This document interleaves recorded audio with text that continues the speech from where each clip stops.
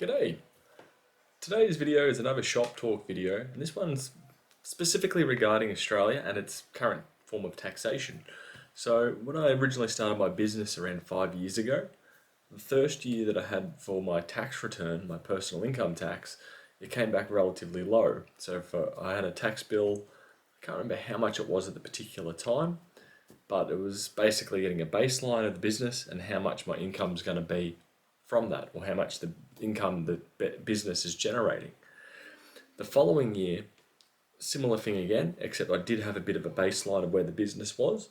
And one thing my accountant warned me was, he said majority of businesses go under in their third year. So small, or essentially I believe the terminology is micro business, essentially a sole trader, has a high chance of actually going under once they reach their third year business. And if you successfully get past that third year, you basically plateau, or you can keep on climbing up. The thing that happened with me was, at the time the business was going great. At the time I bought myself it was around about a $10,000 car, and I thought, sweet, business is going great. Got to tax time, filed my tax return, and I ended up getting a bill of around, I think it was between about 10 to 13 grand.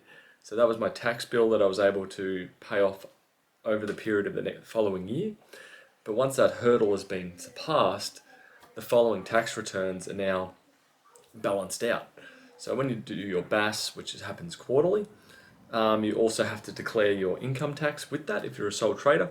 So essentially, they've averaged out that third year and said, we're going to forecast the following year that in this quarter, you will have to pay this amount of income tax. And then same with the following quarter, and so on. So the reason why that third year, after it compounded over the previous ones, was more the fact that the business was constantly going up and up with its sales each year. And usually by the third year, you start to get a plateauing effect where you can potentially forecast what the following year is going to be. So for example, this tax return, I believe I paid an extra around $500 of personal income tax on top of what I've already paid quarterly. So it's definitely one thing to be cautious of. Definitely don't spend all that money in the first 3 years on stuff that isn't, or keep the cash as liquid. Essentially keep it in that bank account, or forecast how much you're going to need to pay at the end of that tax return. So it's definitely one thing that can potentially cripple a business, especially if all of a sudden that you've got a little bit of money saved up in the bank for the business and all of a sudden you have a huge tax debt, which is definitely not what you want. Where, as I believe my accountant usually says, is if everyone's balanced, then essentially your tax return, you pay nothing, you get nothing, where you can personally choose to overpay and then get a return over time. Or if the business improves over that time, then potentially you'll be paying more. And then that will also compound and get recalculated for the following year, so then it can average out. And then once it's averaged out from there, you should be right to actually be keeping on top of that each quarter when you do your BAS. Granted, if you have a large amount of sales and not really much of a purchase, so GST is the other thing that falls into there, the 10% tax, and goods and services tax, if you're not familiar with that. So if you make, let's say I make $10,000 worth of purchases for stock from an Australian company, and I've paid them 10% tax, I've essentially in credit $1,000. Then once I've made $10,000 worth of sales, that balances each other out.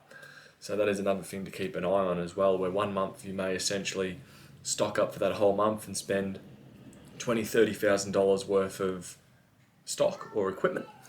And then the following month, or that month, you have very low sales. So in other words, you've accumulated a huge tax, or a tax net positive essentially. So you're in front with your taxes.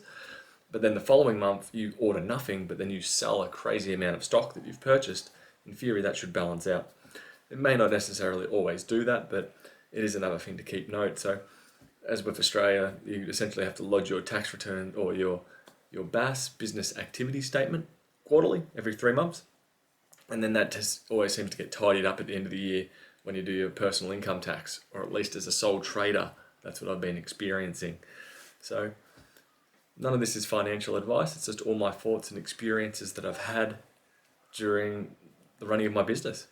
Anyway, I hope this helps some people out there with a bit more information, and good luck. Bye.